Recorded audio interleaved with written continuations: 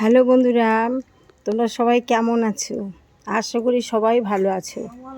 আজকের আমি এসেছি আর একটা ছোটোখাটো আমার মানে বা ফ্যামিলি ব্যাপার নিয়ে, একটা ব্লগ নিয়ে। আজকের আমার শাশুড়ির শ্রাদ্ধ, বাসুরির শ্রাদ্ধ কাজ, সমস্ত জিনিসপত্র ব্রাহ্মণ মশাই। দাদা একটু মুখটা দেখান। আমাদের বাড়ির যত পুজো আছে এই দাদাই করে। দাদার নাম কি বলে? ধরমপুর বাড়ি। যদি তোমরা কেউ বলো, এই দাদা খুব ভালো পুজো আর্চা করে, আমার তো খুবই পছন্দ হয়। তোমরা যদি কেউ বলো, বলতে পারো, আমার সাথে যোগাযোগ করো, দাদাকে পাবে তোমরা। দেখো এই যে সমস্ত অনুষ্ঠান সমস্ত উনি গুছিয়েছেন। এই যে আমার শাশুড়ির ফটো তোমরা দেখাচ্ছি তোমাদেরকে। আর এই যে শাশুড়ির ছেলে, বড় ছেলে কাজে বসে গেছে, বাৎসরিক ক্রিয়া হচ্ছে আজকে। সেইটা আজকে আমরা করে নিলাম। কালকে কোনো মতো একটা অনুষ্ঠান করে, মানে আমরা সেই কী বলে ওটাকে, অভিষেক করে টরে নিয়ে গিয়েছিলাম। আর আজকে বাৎসরিক কাজটা করছি, ক্রিয়া কাজটা করছি। দেখো তোমরা সবাইকে এনার একটু আত্মার শান্তি হোক, যাতে একটু কামনা করো ঠাকুরের কাছে, ঈশ্বরের কাছে, যে এনার আত্মা যেন শান্তি হয়। জীবনকালে তো সবাই আমরা কত পাপ পুণ্য করে থাকি না। এখন পরলোক গমন করার পরে সবাই আমরা চাই তার আত্মার শান্তি হোক, ভালো জায়গায় জন্মগ্রহণ করুক, বা যেখানেই থাকুক না কোনো ভালো থাকুক। আমাদের কাছে আজকে নিয়ে অনেক দূরে চলে গেছে, সেখানেই যেন ভালো থাকে এই কামনাটা তুমি ঠাকুরের কাছে তোমরা সবাই করো। আমিও করছি, উনি ভালো জায়গায় জন্ম নিই, এটাই চাই। পৃথিবীতে প্রত্যেকটা মানুষই কষ্ট দুঃখ নিয়ে আমরা জন্মগ্রহণ করি, এবং সেগুলো মানে পরিপূর্ণ করে এখানে যতটা পারি মানে করে আমরা কর্তব্য কমপ্লিট করে যেটুকু আমাদের পারার কথা সে রেখে আমরা এখান থেকে চলে যাই।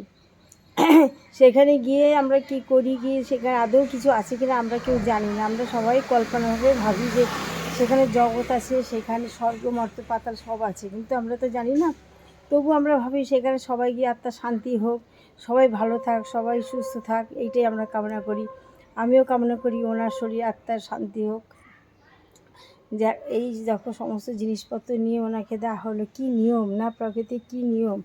সারা ছোটোবেলা থেকে যে বড় করে আমাদের খাইয়ে পরিয়ে এই পর্যন্ত বাঁচিয়ে রেখে দিয়েছে, এখন চলে গেছে, তো এইগুলো দিয়ে আমরা সমস্ত কাজ সেরে ফেলছি।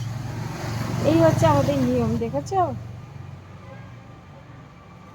এই দুটো ফল আর এই তিল আতপ চাল, এই হলো ওনার আজকে খাবার। আমরা দিয়ে ওনাকে বিদায় জানাচ্ছি। এটা খুবই কষ্টের ব্যাপার হোক, যেই হোক না কেন, খুবই কষ্টের ব্যাপার। এটা সবারই পালন করতে হবে, সবার বাবা মা থাকে, শ্বশুর শাশুড়ি থাকে, সবারই পালন করতে হবে এটা। যাই হোক, তোমরা দেখো সবাই আমার আজকে দিনটাকেই করছি।